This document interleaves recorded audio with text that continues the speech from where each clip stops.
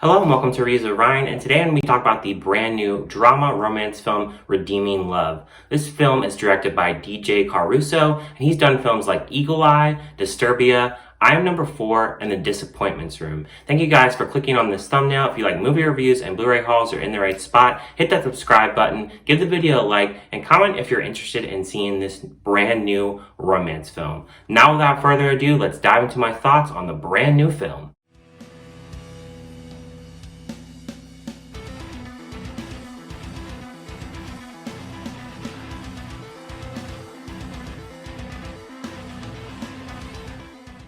Sold into prostitution as a child, Angel knows nothing but betrayal. Can her heart ever be mended? This is based on a novel by Francine Rivers, and the film stars Abigail Cohen, Tom Lewis, and Logan Marshall Green.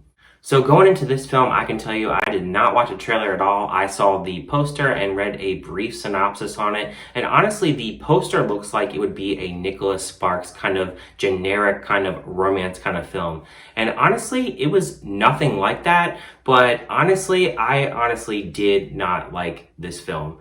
And the first of many reasons on why I didn't like this film is, the first reason is I honestly don't care that it has a faith-based towards it, but the way that the story is betrayed, it just doesn't really make sense as a faith-based kind of film.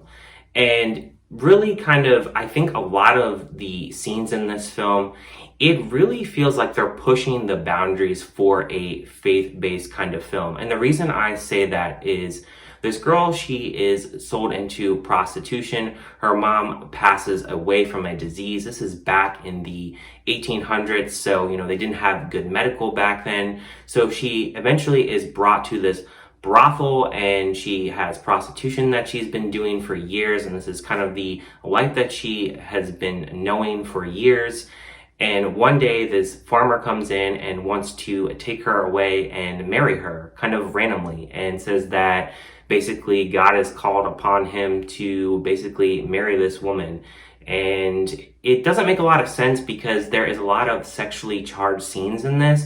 And I think that's a lot for a faith-based film. And it'll be interesting to see kind of how the faith-based community takes this film, because it really kind of pushes the boundaries of a faith-based kind of film. I also never felt that I was in the 1800s the way that the film was set up. It just seems very unrealistic to me, like the whole setup. And the fact that this man, he lives on a farm, and it seems like he's kind of a hop, skip, and a jump away from getting to this town, even though it's 20 miles away. You would think that he'd have a really grueling journey to get to this spot, because that's a long time to travel in a little horse carriage 20 miles to the next town. And he lives in this isolated kind of farm, and he's, visiting this town, and he falls in love with this girl instantly because he just kind of sees her walking down the road in a dress. It was just kind of really random to kind of see how they kind of formulated this relationship with these two.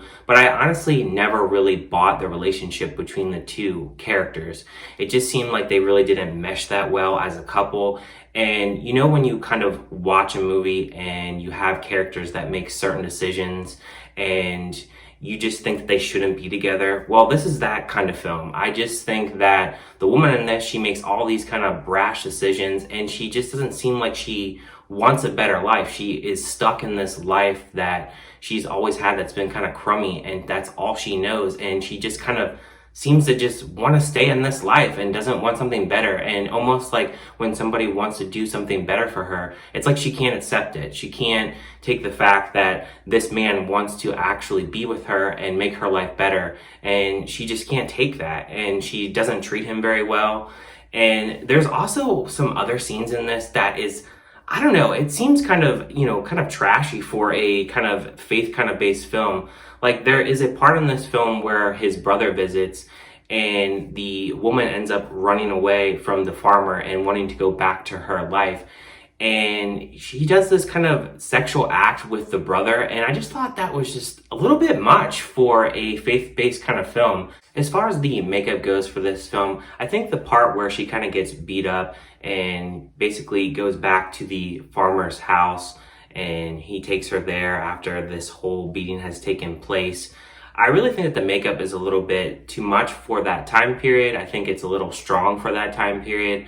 I really think as far as characters go for this, I feel sorry for the woman character in this.